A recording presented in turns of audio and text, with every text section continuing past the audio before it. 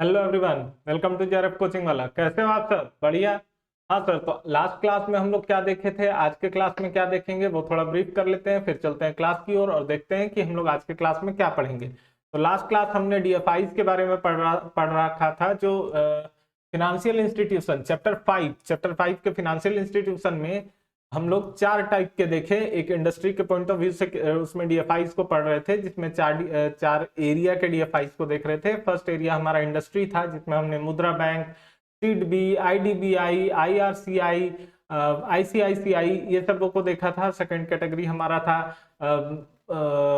Foreign exchange का, जिसमें हम लोग एग्जिम बैंक के बारे में देखेंगे। थर्ड कैटेगरी हमारा एग्रीकल्चर फील्ड से था, जिसमें हम लोग नाबार्ड और आरबी को देखेंगे। फोर्थ कैटेगरी हमारा हाउसिंग को लेके था, अपना हाउसिंग को लेके हम लोग नेशनल एनएचबी को देखे थे। ठीक है, तो हम लोग क्लास में हम लोग ये सारी चीजों को डिस्कस करने वाले थे, जिसमें हमने सिर्फ इंडस्ट्री सेक्टर को कवर करा था। इंडस्ट्री सेक्टर के जो इतने डीएफआईज हैं, जिसमें हमने मुद्रा बैंक, आईडीबीआई, सीडबी, आईआरसीआई, आईसीआईसीआई ये सबों को देख रखा था, है ना।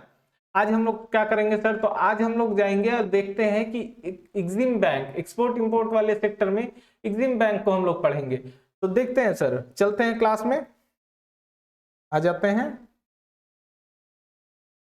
आ गए क्लास में। अब देखिए हम लोग जो अभी मैंने बताया, आपको ब्रीफ किया कि हम लोग स्पेसिफाइड डीएफआई को देख रहे थे स्पेसिफिक सेक्टर में। तो हम लोग इंडस्ट्री सेक्टर को देख लिए थे सर, है ना।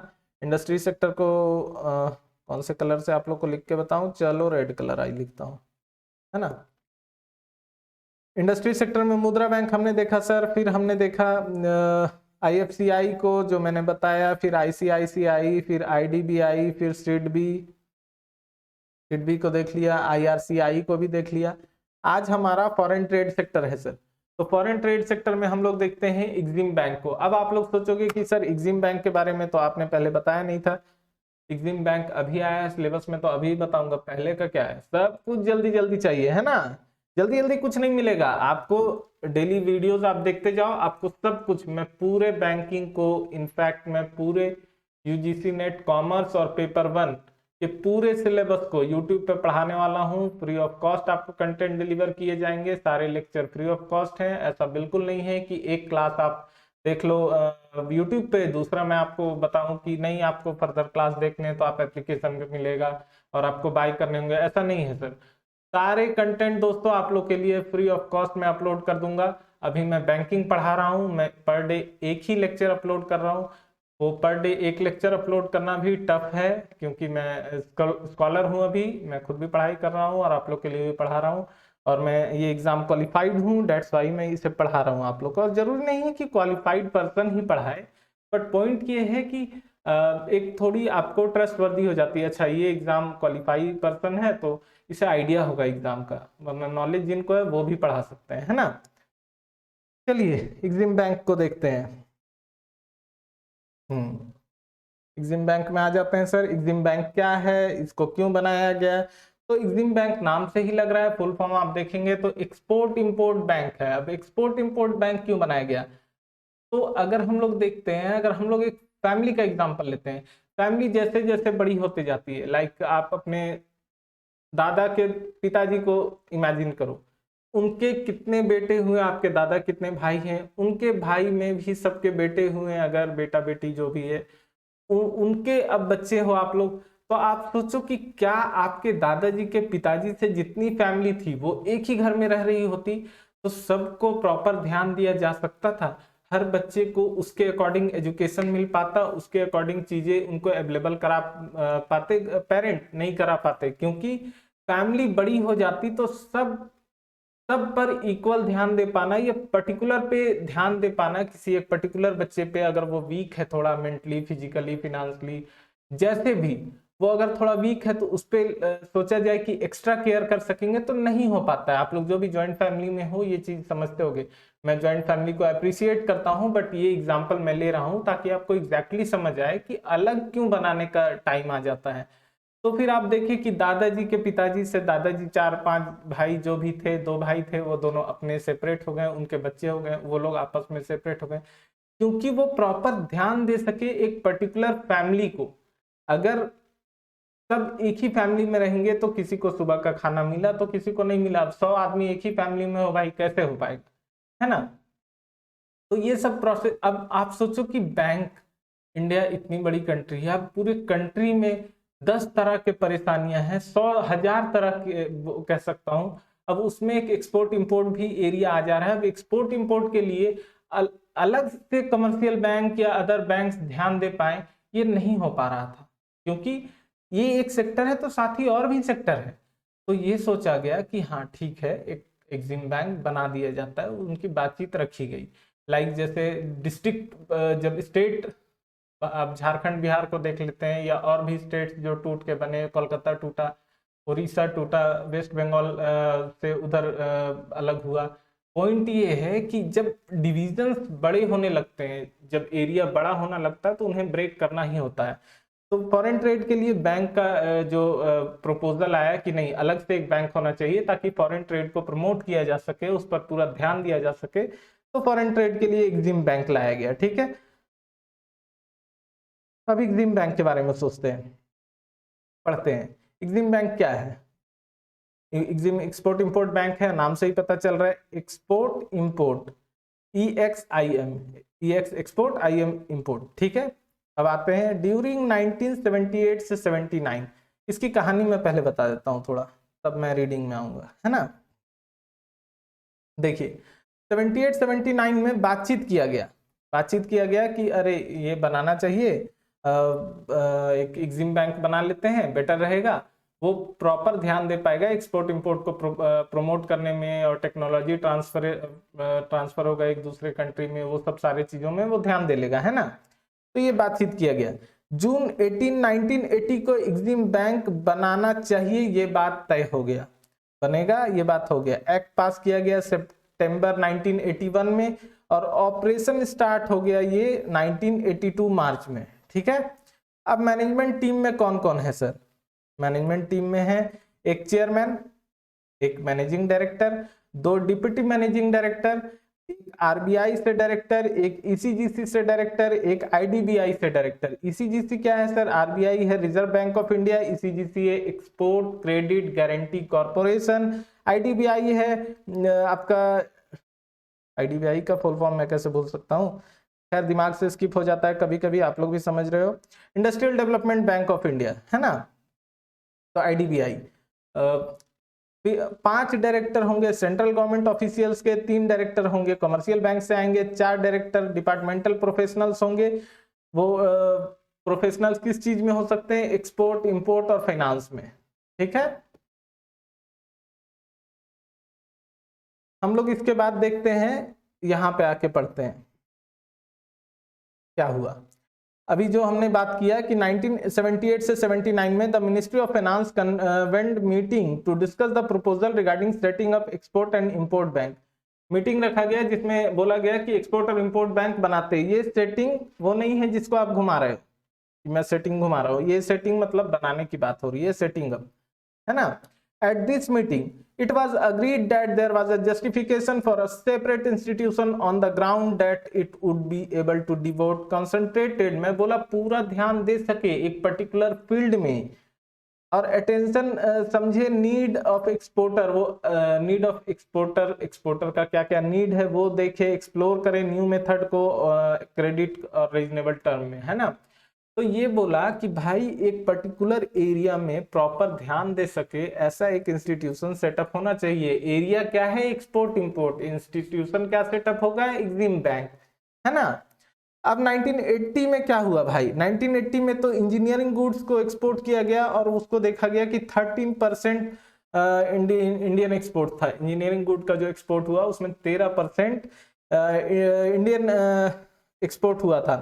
जून 18 1980 को बजट स्पीच पार्लियामेंट में जो हुआ, जिसमें finance minister Shri R Venkata Raman announce किए कि हाँ डिसीजन ले लिया गया है, एग्जिम बैंक बनाया जाएगा। ठीक है, EXIM bank of India 10 born after 2 decade, 2 दशक मतलब 20 साल ऑलमोस्ट का बहस चला, बातचीत हुई, गाली गलौज हुआ होगा, वो हम लोग यहाँ नहीं मेंशन कर सकते, जो भी बातें हुई ऑफिशियल अनऑफिशियल, वो 20 साल के बहस के बाद एक export credit agency of India debate के बाद नीड वो फाइंड किए कि स्पेशलाइज्ड एक्सपोर्ट क्रेडिट एजेंसी बनना चाहिए जो इंटरनेशनल ट्रेड में और इकोनॉमिक डेवलपमेंट में हेल्प करेगा।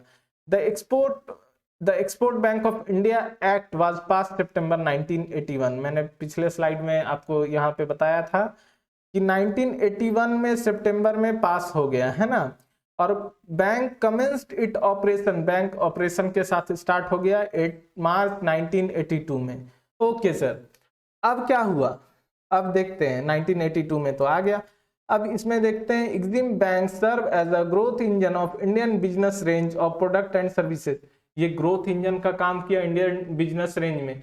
ऐसे भी आप समझो कि अगर आप सीमित हो, जब 1991 में जब एलपीजी पॉलिसी आया था हम लोग का, इंटरनेशनल ट्रेड में हम लोग उसको पढ़ेंगे, उस टाइम बताया गया कि भारत के पास बहुत कम पैसे बचे थे, 7 दिन के पैसे बचे थे मात्र, देश चलाने के लिए मात्र 7 दिन का पैसा था देश के पास।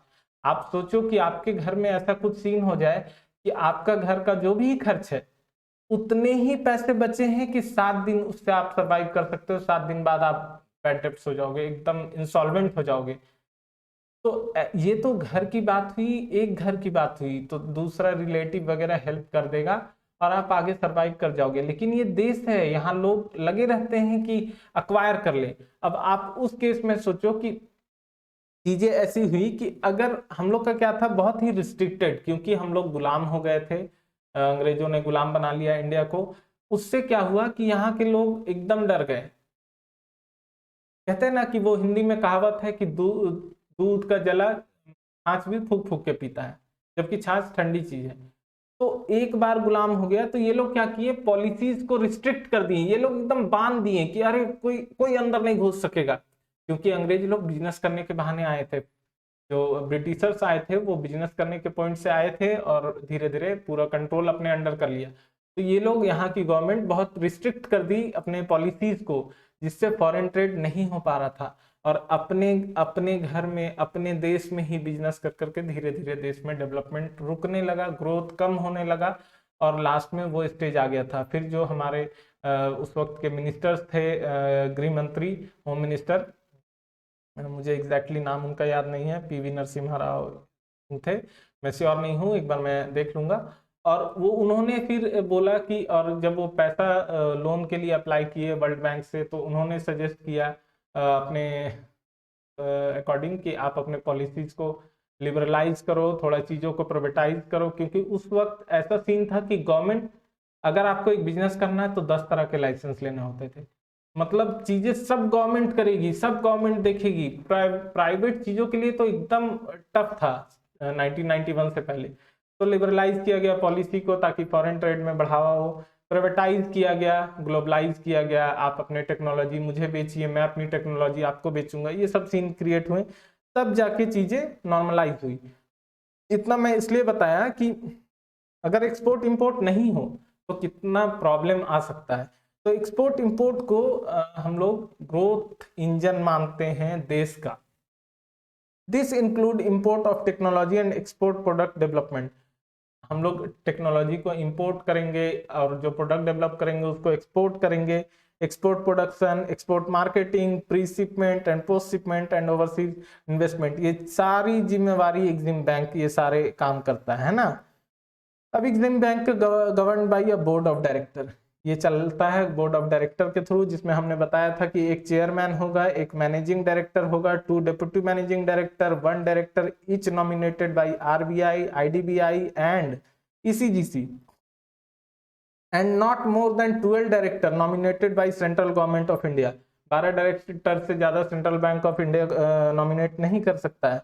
whom 5 director are central government officials, not more than 3 director are from commercial bank। 3 से ज्यादा कमर्शियल बैंक से डायरेक्टर नहीं हो सकते हैं।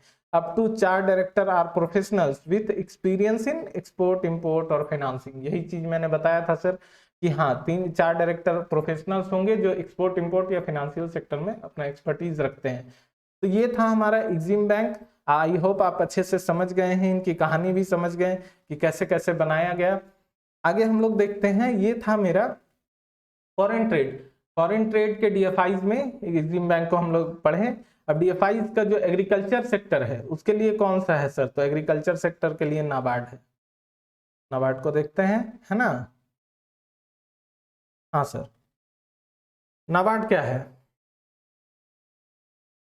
आप देखोगे कि मैं डेटा पे ज्यादा फोकस करता हूँ, स्टैटिक पोर्शन पे ज्यादा फोकस करता हूँ, क्योंकि एग्जाम में वो पूछे जाते हैं एक्ट कब पास हुआ, वो ऑपरेशन में कब आया, के लिए बातचीत कब हुई थी, फर्स्ट रिकमेंडेशन कौन दिया था, ये सब पॉइंट्स ज्यादा मैटर करते हैं। क्योंकि एग्जिम बैंक क्या है, आपको एमकॉम बीकॉम एमबीए बीबीए का आंसर लिखना अगर है तो उसके लिए भी यहाँ अवेलेबल है उतना कंटेंट कि आप आंसर लिख लो।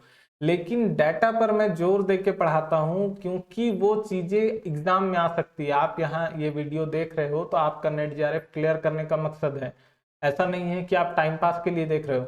अगर नेट जेआरएफ क्लियर करना है तो स्टैटिक पोर्शन पे ध्यान देना होगा दोस्त, सिंपल सी बात है ना। तो आते हैं अब नाबार्ड के। नाबार्ड क्या है? National bank for agriculture and rural development. नाम से ही पता चल रहा है कि एग्रीकल्चर और रूरल डेवलपमेंट के लिए ये बनाया गया। तो नाबार्ड जब बनाया गया तो नाबार्ड की भी स्टोरी थी। नाबार्ड से पहले क्या हुआ कि 3 एजेंसीज थी, आरपीसीसी, एसीडी और एक और था एआरडीसी। ये तीनों मिलकर नाबार्ड का ये काम कर रहा था, मतलब एग्रीकल्चर और रूरल डेवलपमेंट का सारा काम ये तीनों एजेंसी देख रहा था। नाबार्ड आया तो नाबार्ड बोला निकल निकल, पहली फुर्सत में निकल, अब मैं देख लूंगा सब, तुम लोग का अब जरूरत नहीं है। तो नाबार्ड किसको किसको रिप्लेस करके बना है सर? तो नाबार्ड बना है एआरडीसी को रिप्लेस किया, एसीडी को रिप्लेस किया और आरपीसीसी को रिप्लेस किया। जैसे हम लोग बोलते हैं ना कि फोन आया तो क्या क्या रिप्लेस हो गया, तो फोन आ गया तो घड़ी रिप्लेस हो गया ऑलमोस्ट। अब शो के लिए लोग पहनते हैं या घर में लगाते हैं अपना वॉल घड़ी या रिस्ट वॉच जो भी है वो शौक के लिए, लेकिन अब ऑलमोस्ट रिप्लेस हो गया, यूटिलिटी कम हो गई। आप कैमरा समझ लो ऑलमोस्ट रिप्लेस कर दिया। तो इसी तरह जब फोन अपने आप में आज कैसे बोला निकल निकल पहली फुर्सत में निकल, वैसे करके ये लोग को निकाला है, ठीक है। तो नाबार्ड क्या हुआ भाई? नाबार्ड स्टैब्लिश हुआ, नाबार्ड स्टैब्लिश हुआ 1982 में।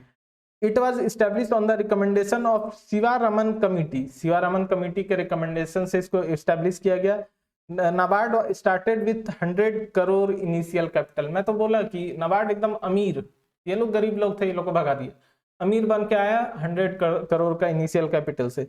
Before the establishment of NABARD, अभी हम लोग देखते हैं नाबार्ड के एस्टेब्लिशमेंट से पहले क्या कहानी था sir? These 3 institution are responsible for agriculture and rural development. मैं तो यही बोल रहा था हिंदी में सर, अभी ये अंग्रेज बना रहा है मुझे। बोला नाबार्ड से पहले 3 इंस्टीट्यूशन रिस्पॉन्सिबल था एग्रीकल्चर और रूरल डेवलपमेंट में। क्या क्या रिस्पॉन्सिबल था सर? कौन कौन था? एआरडीसी था, एसीडी था, आरपीसीसी था। एआरडीसी का क्या नाम था sir? Agriculture refinance development corporation. ACD था एग्रीकल्चर क्रेडिट डिपार्टमेंट और आरपीसीसी था रूरल प्लानिंग क्रेडिट सेल। ये तीनों को रिप्लेस करके नाबार्ड आ गया। कब आया सर? तो जुलाई 1982 में आया, है ना। तो ये डेट याद रखना है कि नाबार्ड आया है जुलाई 1982 में। अब हम लोग आते हैं नीचे। नाबार्ड अपना सर्विस डायरेक्टली नहीं देता है। बोला तो मैं अमीर आदमी हूं, अंबानी के बाद मैं ही हूं, मैं डायरेक्टली पब्लिक से नहीं बात करूंगा, तो किससे बात करूंगा? मेरे चमचे 2-3 हैं, उनके थ्रू पब्लिक से बात होगी मेरी। तो मेरा काम मैं इन लोग को बता दूंगा, ये लोग पब्लिक को बताएंगे, वो चमचे और वो असिस्टेंट सो कॉल्ड कौन कौन से हैं? तो NABARD provide these services with the help of 3 institution. These 3 कौन कौन? RRB, cooperative bank, financial institution. अब आरआरबी को अभी हम लोग पढ़ेंगे सर, कोऑपरेटिव बैंक हम लोग पढ़ चुके थे जब हम लोग यूनिट 2 पढ़ रहे हैं बैंकिंग का। तो आप प्रीवियस वीडियो में आप जाके देख सकते हो, उसमें कोऑपरेटिव बैंक को मैं पढ़ाया हूँ टाइप्स ऑफ बैंक में, जो यूनिट 2 है। और फाइनेंशियल इंस्टीट्यूशन में सारे बैंक को, types of bank, financial institution क्या है वो पूरा पढ़ाया हूँ। आरआरबीज को भी पढ़ाया था, बट आरआरबी को यहाँ फिर से पढ़ा दे रहा हूँ क्योंकि नाबार्ड से वो बहुत रिलेट हो रहा है ना। सब्सिडीज क्या क्या है? नाबार्ड की सब्सिडी है नैपकॉन और नैपफिन। नैपकॉन क्या है सर? नाबार्ड कंसल्टेंसी सर्विस है। नैपफिन क्या है? नाबार्ड फाइनेंशियल सर्विस है। अब नाबार्ड का शेयर कितना है सर? तो नाबार्ड का शेयर गवर्नमेंट का 99.60% है, मतलब गवर्नमेंट नाबार्ड में अपना शेयर 99.60% रखी है। और आरबीआई का शेयर 0.40, बोली दरवाजे के बाहर खड़ा रहने पर तुम्हें दे रहा हूं काम, एकदम दरबान बन जाओ। 0.40 शेयर दी है ना। अब हम देखते हैं it is an apex institution in the area of agriculture and rural sector. और आप सोचे सर भारी इंग्लिश, मतलब होता है जिनके ऊपर और कोई कंट्रोल करने वाला ना हो। एग्जांपल लेता हूं कि अगर हम आरबीआई की बात करते हैं तो आरबीआई एपेक्स इंस्टीट्यूशन है। अगर हम bank of India, SBI, RRB, IDBI, ये सब, आईडीबीआई बोल रहा हूँ, अपना एचडीएफसी, ये सारी चीजें जो है ये एपेक्स इंस्टीट्यूशन नहीं है। क्यों? क्योंकि कमर्शियल बैंक को कुछ करना होगा तो तुरंत अपने पिताजी को पूछेगा, बिना पूछे कुछ नहीं कर सकता है वो, है ना। सारे रूल रेगुलेशन पिताजी बनाएंगे। तो आरआरबी, अगर हम आरआरबी का देखें तो नाबार्ड के थ्रू होता है और आरबीआई के थ्रू होता है। तो लेकिन आरबीआई को कुछ करना होता है, सारे रूल रेगुलेशन गाइडलाइन वो सारा खुद अपने बताता है। तो वो एपेक्स इंस्टीट्यूशन है, मतलब सीधा सीधा पिताजी है, उनके ऊपर कंट्रोल नहीं है। तो ये भी एपेक्स इंस्टीट्यूशन है अपने आप में, नाबार्ड, ठीक है। It function as refinancing institution. भाई साहब ये सीधा सीधा बात नहीं कर रहा है ना पब्लिक से, तो कैसे पैसा देगा? तो रीफाइनेंसिंग कैसे हो जा रहा है? तो ये फाइनेंस करता है आरआरबी को, आरआरबी फाइनेंस कर देते हैं एग्रीकल्चर रूरल डेवलपमेंट के लिए, है ना।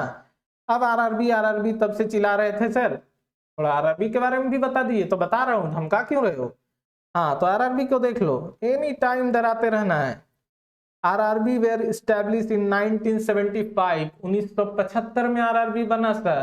पहले बन गया, बाद में उसको रियलाइज हुआ अच्छा एक्ट उक्ट भी बना लेते हैं भाई, थोड़ा लीगल स्टेटस ले लेते हैं। तो क्या किया? Registered under regional rural bank act 1976। तो आप ये कंफ्यूज मत हो जाना, एग्जाम में पूछ देगा कि आरआरबी एक्ट 1975 है और आरआरबी इस्टेब्लिश 1976 में हुआ है, या आरआरबी इस्टेब्लिश 1975 में हो गया, एक्ट 76 में आया है। तो कहानी याद रखना कि पहले आ गया बाजार में और सोचा ओ लॉन्च तो हो गया हूँ, अच्छा लीगल स्टेटस भी लेना पड़ता है। 75 में ही आ गया था, 1 साल लगा, लीगल स्टेटस ले लिए। तो पहले आ गया, बाद में लीगल स्टेटस लिया, है ना। तो एक्ट 1976 है, याद रखिएगा, इसमें भूलना नहीं, कंफ्यूज नहीं होना है। These are special type of commercial bank that provide concessional credit to agriculture and rural sector। आप कंसेशनल क्रेडिट की बात कर रहे हो, मतलब कि अगर आप लोन लिए तो थोड़ा सब्सिडी हो जाता है, थोड़ा माफ ऑफ कर देते हैं, क्योंकि ये वेलफेयर पर्पज से बना है, ये प्रॉफिट मोटिव से नहीं बनाया गया था आरआरबीज को। तो ये क्या करता है कि ये स्पेशल टाइप का ऑर्गेनाइजेशन है, कमर्शियल बैंक है। मतलब आप सोचो कि एक किसान गया और बोला कि मुझे ना 2 ठो बैल खरीदना है, 1 ठो हल खरीदना है, तो मुझे पैसा इतना दे दो लोन। कमर्शियल बैंक उसको बोला निकल, एकदम पहली गली देख के निकल, मैं अभी नहीं दे पाऊंगा तुम्हें, तुम चले जाओ आरआरबी के पास, मैं उसको बैठा के रखा हूं उधर। आरआरबी के पास जाके ले लेगा लोन, आरआरबी दे देगा, ठीक है हम समझ गए, कमर्शियल बैंक तुमको भगा दिया, कोई बात नहीं, हम अभी हैं, हम देंगे, ठीक है, ऐसे करके वो दे दिया। कंसेशनल क्रेडिट, भारी भारी तो वर्ड आ जाता है, कोई बात नहीं। RRBs are joint venture between, ये जॉइंट वेंचर है किसमें किसमें? गवर्नमेंट सेंट्रल का, गवर्नमेंट स्टेट का और कमर्शियल बैंक का। तो स्टेट गवर्नमेंट तो कंगाल रहती है, खैर स्टेट गवर्नमेंट जो भी ऑफेंड ना हो जाए वीडियो देख के, उनको टाइम भी नहीं है मेरा वीडियो देखने का यार। तो सेंट्रल गवर्नमेंट का शेयर कितना हो जा रहा है, मतलब सेंट्रल गवर्नमेंट कितना लगा रही है इसमें? 50%, अपना ये स्टेट गवर्नमेंट 15% और कमर्शियल बैंक 35%। ओके, इनिशियली जब 1987 से 2005 तक में टोटल 182 आरआरबीज बन गए। मतलब बाढ़ आ गया भाई, जहां देखो आरआरबी खुल गया, एकदम हम ही मदद करेंगे, अन्नदाता, जीवनदाता सब बन रहा था। तो गवर्नमेंट सोची इतना वेलफेयर नहीं करना था भाई, हम खुद ही कंगाल हो जाएंगे, इतना खुल गया। तो 2005 के बाद इसको मर्ज करना स्टार्ट किया और लास्ट में 82 बचा, अभी तो शायद और कम हो गए, बट 2005 के बाद 82 बचा था, 2005 से स्टार्ट कर दिया था merger. One RRB cannot open its branch in more than 3 geographical connected district। एक RRB अपना ब्रांच 3 कनेक्टेड जो ज्योग्राफिकल डिस्ट्रिक्ट होगा उसमें नहीं खोल सकता है, ठीक है। इतना हम लोग समझ गए। यहाँ पर हम लोग थोड़ा आरआरबी को देख लेते हैं कि क्या कहानी है। नाबार्ड कब आया था? जुलाई 1982 को शिवारमन कमेटी के रिकमेंडेशन से, ठीक है। ये किसको किसको रिप्लेस किया था सर? एआरडीसी को, एसीडी को, आरपीसीसी को रिप्लेस कर दिया था। और अपने आ गया, बोला अब मैं ही राज करूंगा, यहाँ का गुंडा एक ही है, नाबार्ड है ना। अब नाबार्ड का सब्सिडीज कौन कौन है, तो नैब कौन से, नैब फिन्स है, नैब कौन से, नैब नाबार्ड कंसल्टेंसी सर्विस, नैब फिन्स है, नाबार्ड फाइनेंशियल सर्विस। फिर आरआरबी और कोऑपरेटिव बैंक और फाइनेंशियल इंस्टीट्यूशन, ये तीनों के मदद से ये पब्लिक को फाइनेंस करता है। तो आरआरबी कब आया, आरआरबी 1975 में आ गया था। उसके बाद उसको रियलाइज हुआ अच्छा एक्ट बना लेते हैं, तो 1976 में ये अपना एक्ट बना लिया। ठीक है, अब हम लोग क्लास को कंक्लूड करते हैं। तो आज हम लोग क्या क्या पढ़े, आज हम लोग एग्जिम बैंक के बारे में पढ़े, जो स्पेसिफाइड सेक्टर ऑफ डीएफआई था। डीएफआई का स्पेसिफाइड सेक्टर जो हम लोग देख रहे थे, जिसमें हम लोग जो पिछला लेक्चर जो आप लोग देख चुके हैं, उसमें आप देखना लेक्चर 9 और 8 में, उसमें आपको मिलेगा कि डीएफआई क्या है। जब इन फाइनेंशियल इंस्टीट्यूशन चैप्टर 5 हम लोग पढ़ रहे थे, उसमें डीएफआई के बारे में पढ़े, डेवलपमेंट बैंक्स के बारे में। तो हम लोग देखें कि 4 स्पेसिफाइड सेक्टर के अकॉर्डिंग डीएफआई को बनाया गया। फर्स्ट था आपका इंडस्ट्री, इंडस्ट्री में हम लोग मुद्रा बैंक, सिडबी, आईआर, अपना आईसीआईसीआई और अपना आईडीबीआई, ये सब को देखे थे। यहाँ पर देखिए मैं लिख दिया हूँ आप लोग के लिए, हाँ, Mudra bank, IFCI, ICICI, IDBI, SIDBI, IRCI, ये सब देख लिए थे। आज के क्लास में हम लोग स्टार्ट किए फॉरेन ट्रेड के लिए कौन सा था, तो फॉरेन ट्रेड के लिए एग्जिम बैंक को पढ़े और एग्रीकल्चर के लिए नाबार्ड को पढ़े। नेक्स्ट लेक्चर हम लोग हाउसिंग के लिए कौन है सर, एनएचबी है, तो एनएचबी को नेक्स्ट लेक्चर में पढ़ेंगे, है ना।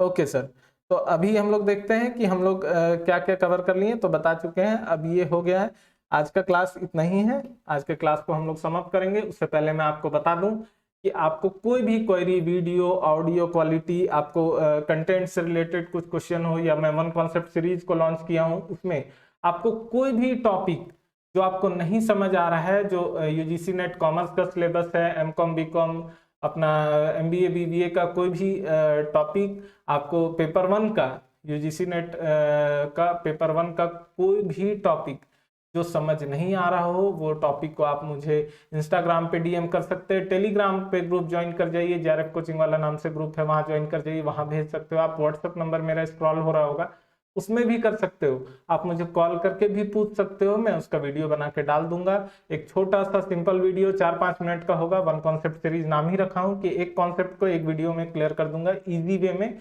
अच्छे से समझाने की कोशिश करूंगा, ताकि आप अपने से रिलेट करके उसको समझ सको, है ना, और एग्जाम में अच्छे से आप अपना परफॉर्मेंस दे सको। पॉइंट ये है कि आप क्वेश्चन प्रैक्टिस बहुत मुझे बोल रहे थे, और जो मेरे कुछ स्टूडेंट हैं उन्होंने मुझे सजेस्ट करा कि सर प्लीज एग्जाम आ रहा है तो आप मुझे प्रीवियस ईयर क्वेश्चन करा दीजिए, पीवाई क्यूज वगैरह करा दीजिए। पॉइंट ये है कि क्वेश्चन प्रीवियस ईयर के और भी चैनल करवा रहे हैं, या आपको क्वेश्चंस मिल जाएंगे, और कुछ बुक्स हैं वहां आपको वो क्वेश्चंस प्रीवियस ईयर के मिल जाएंगे। आपको सबसे जरूरी जो मुझे लगता है वो है कि क्वेश्चन तो आप करो ही। मैं वो नहीं डाल पा रहा हूँ क्योंकि मैं अभी थोड़ा बिजी चल रहा हूँ, लेकिन वो उसकी टेंशन नहीं है। टेंशन है कि आप जो पढ़ते हो उसका कॉन्सेप्ट आपका होना चाहिए क्लियर। अगर कॉन्सेप्ट में क्लैरिटी है तो क्वेश्चन को थोड़ा इधर उधर घुमाएगा तो भी आप सही कर लोगे। लेकिन अगर आप क्वेश्चन प्रैक्टिस करके गए हो, सिर्फ क्वेश्चन प्रैक्टिस, तो आप जरूर वहां कंफ्यूज होगे और आपको दिक्कत होंगे एग्जाम के क्वेश्चंस को अटेम्प्ट करने में। तो कॉन्सेप्ट की क्लैरिटी बहुत जरूरी है। कॉन्सेप्ट क्लियर कीजिए, कंटिन्यू पढ़िए। आप आज पढ़ रहे हैं कल छोड़ दे रहे हैं, ऐसा मत कीजिए। कंटिन्यू पढ़िए और अपने क्वेश्चन को रेगुलर बनाते रहिए। ये तीनों काम आपका रहेगा। एग्जाम एक बार में निकलेगा भाई। मेरा निकल गया, आप लोग का तो आराम से निकल जाएगा। आप लोग तो मेरे से बहुत तेज हो, है ना। तो ये आप लोग देखें, और कोई भी क्वेरी होता है आप मुझे व्हाट्सअप कर सकते हैं, इंस्टा पे डीएम कर सकते हैं, टेलीग्राम पे भी चैनल ज्वाइन कर लीजिए। मिलते हैं नेक्स्ट वीडियो में। आज के लिए जय हिंद।